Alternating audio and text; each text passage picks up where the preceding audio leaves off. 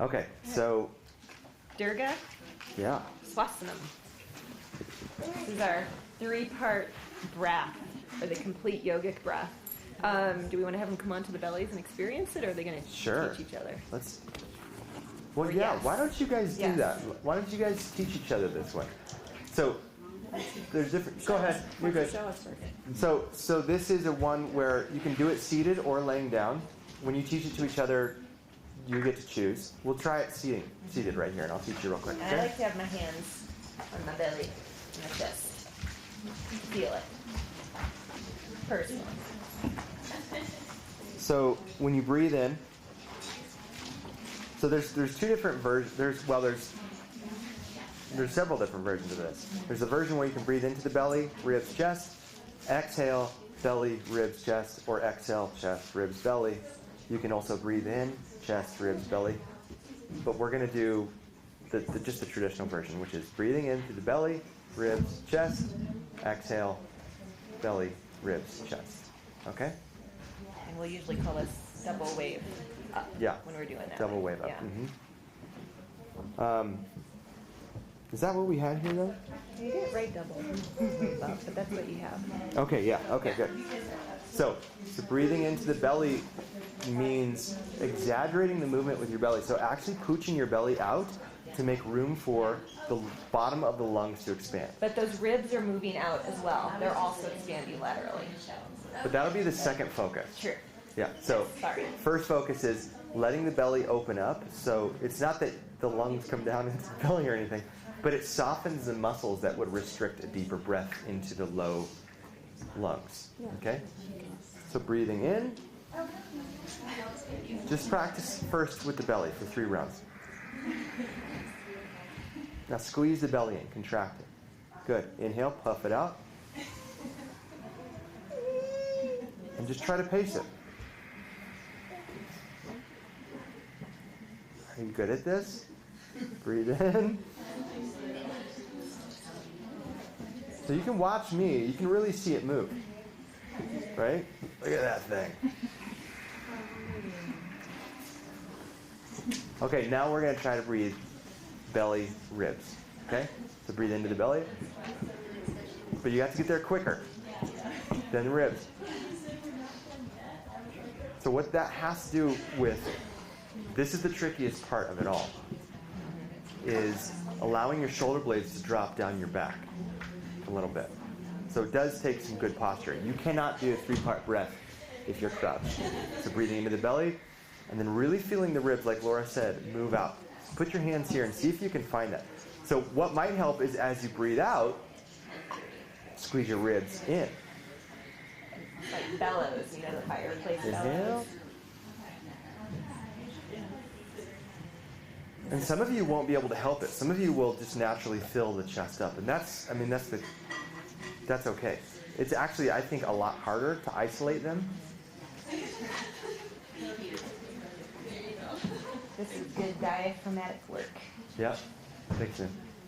And then now let's try the chest. Bring your hands up here. Breathe in. And only at the very top of the breath will you feel your chest kind of perk up.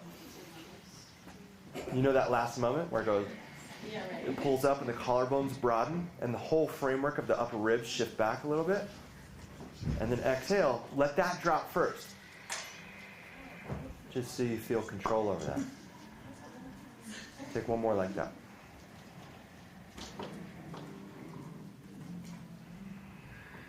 Okay, and then let's put the whole thing together. See if you can go belly for the first third of the breath, ribs,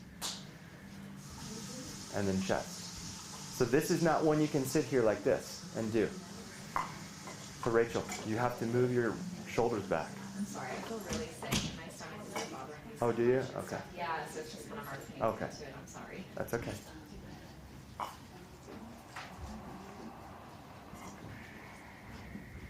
So the body, if I'm looking at your body from the side, the belly puffs out, right? If I'm looking at it from the front, the ribs puff out to the side. And then if I'm looking at it from the front too, the ribs lift. So the body is moving 360 degrees. It's filling up in process and then exhaling the same way out.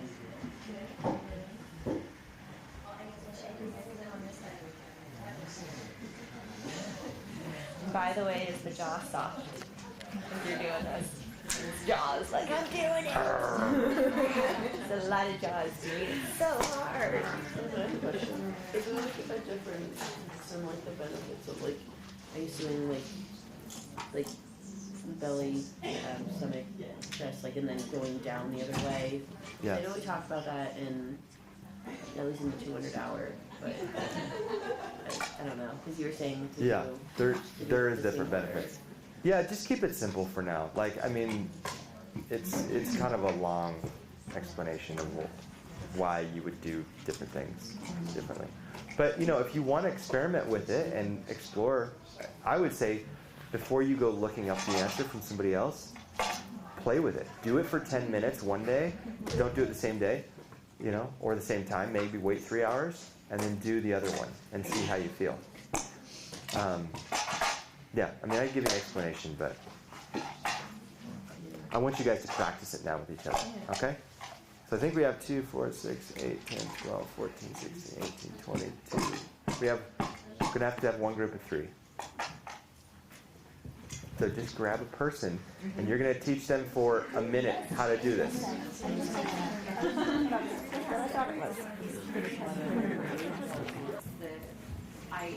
The first time I went, and I was a little too wordy, and so by the time I got to the end of the cues with the breath, their breath was already full. Yeah. And they couldn't get any more air in there, so I think that making sure that you time it and maybe try and breathe through your cueing of the breath a little bit and just keep the timing in mind, I guess. And this is feedback coming from yoga teachers, right? Who generally have a much longer or slower breath pattern. So remember that for your students, this is going to require even more attention to the fact that 90% of people breathe like this. Like little rabbits all day long. Little bunnies. You know, there's an old yogic thing that says, like, you only have so many breaths in a lifetime. And so that's why pranayama literally means control of life. Because the time in which you spend in kumbhaka, the time you spend controlling the breath and holding it, is time that you are not, that is the only time you are not actually ticking the timer of your life off. I love that concept, like, just thinking about it, like, it makes Yeah. so much sense. It suspends the life. We also talked about taking a mudra, possibly as well. Extra credit. Give it up. High five. Well, I actually said it by accident. I started doing it, and then I was like taking the mudra here, and then I was like, oh, maybe that wasn't right. And then we did it, and then the other 2 times we had our hands on our chest and belly because we had a group of 3. But I mean, you really could easily do both. Perhaps with more of a beginner's class, maybe the hand of your chest. And if you do it prone, you'll feel it a lot more. Now, these 2 had some really interesting feedback. Would you share, please? Oh, yeah. Well, I got warm. My body, as I was down on my belly, and just sense a lot of warming, kind of like the same as Ujjayi breathing. So, here's the question. Were you doing Ujjayi pranayama? It can be very, very easy to fall into doing Ujjayi pranayama with this, when in fact, Ujjayi pranayama is Maybe. not prescribed for any yin. Right. So when we start to lengthen the breath, especially trained yogis, right, like us, we tend to, our first go-to is like, oh, I know how to slow the breath down, I'll constrict the throat. And then that builds the heat. So the trick is to also teach it in a way where you're not slowing it down with Ujjayi pranayama.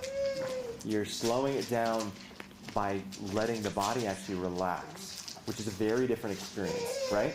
So if we take a couple breaths, let's take a couple breaths. Just sit up, put your food down your throat. If you have a bite. Or on the floor. We'll just take a nice even samavriti pranayama here. So 6 count in, 6 count out. Okay? What I want you to do is establish the pace. We'll do it 4 rounds. First 2 rounds, establish the pace with Ujjayi pranayama. Then the 3rd and 4th round, I want you to let go of Ujjayi pranayama, keep the pace, but really focus on letting the body move around the breath rather than it being controlled through the epiglottis. Okay? So sit up tall. Take a breath out.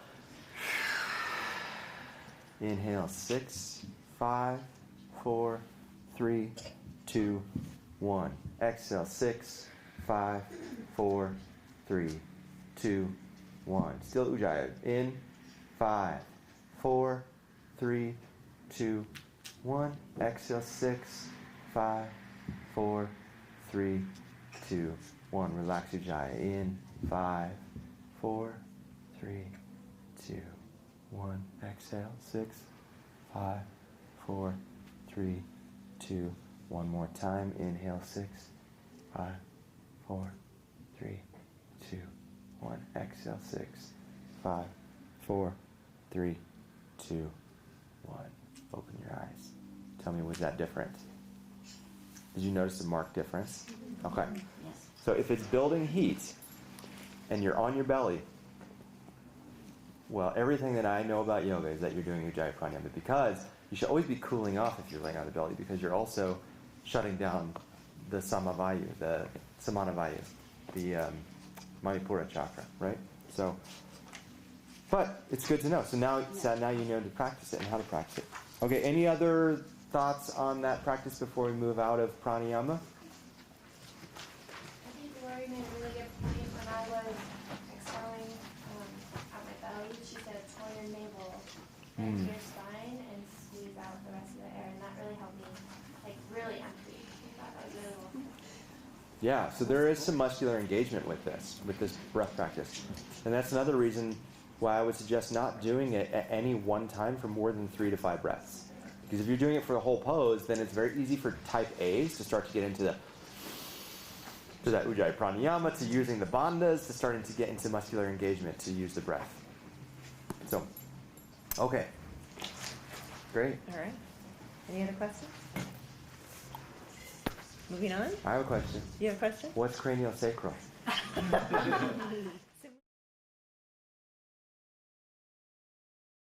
Energy. Yay! I know some of you have experienced craniosacral. Is there anyone who is not familiar with craniosacral? Okay. It's like a massage technique, but I've never. Yeah, it's a bodywork technique. So craniosacral is referring to the flow of cerebral spinal fluid that's moving from within your head, cranium, down to the end of your spinal cord in the sacral area. So we have this flow of cerebral spinal fluid, right? It bathes the brain, bathes the spinal cord, nervous system, very integrated into the whole entire nervous system. So we have this flow. And we have found that you can palpate it. Not me, like I have. I discovered, Just this morning. Dr. John Upledger discovered when he was in surgery with another doctor doing spinal surgery, that you could palpate the flow of this fluid. So just like, which is really cool, right? So just like we can palpate our breath, the flow of breath, right? You can put your hands on your belly, your ribs, your chest, and we just all palpated ourselves breathing. You can palpate, feel the cardiac pulse, right? Does anyone, you guys can actually all take your fingers. You can do wrists too. I struggle with finding it on my wrist, so I'm going to come up here to my neck. And just close your eyes for a moment and feel that pulse.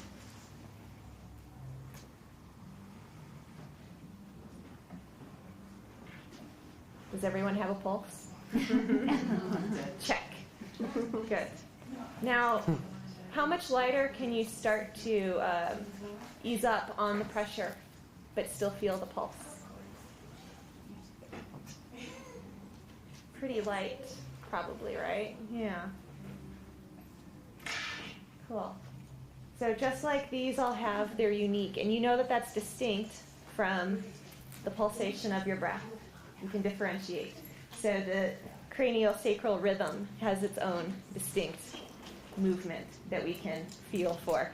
Now, we talk about flexion and extension. I'm also going to start passing out. I'm going to send half of these one direction and half of these the other, and you guys can all just pass them around. And some of you might have to share.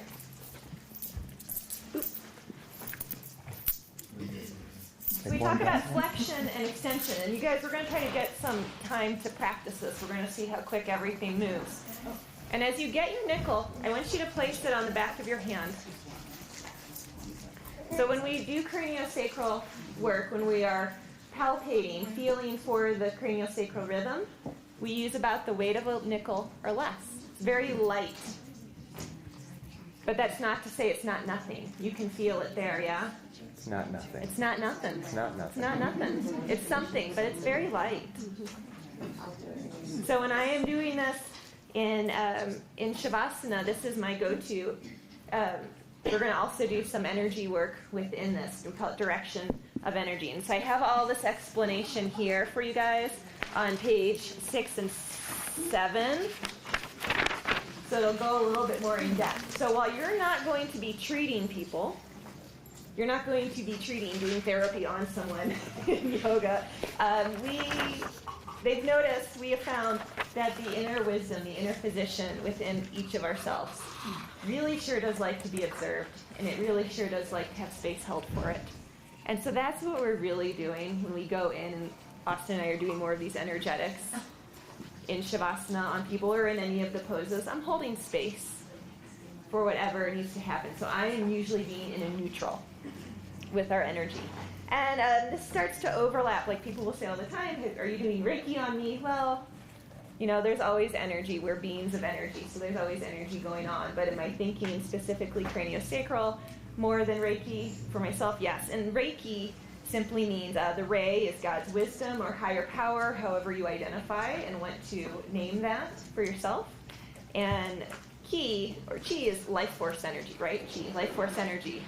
You know, yogis, we know it as prana. And this is also going to use light touch.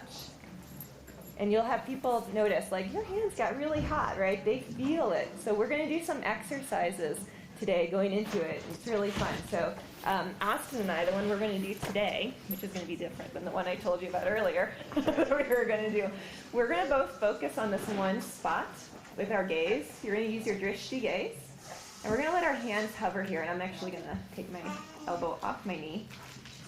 And we're just going to start to tune in. Because we are connected, because we are beings of energy, we will start to be able to feel energy from the other person. And as we focus, our hands will eventually start to drift closer to each other without even trying. Like, I am not thinking move closer. It's just happening. Do you feel that happening, Austin? It's really cool. I feel you.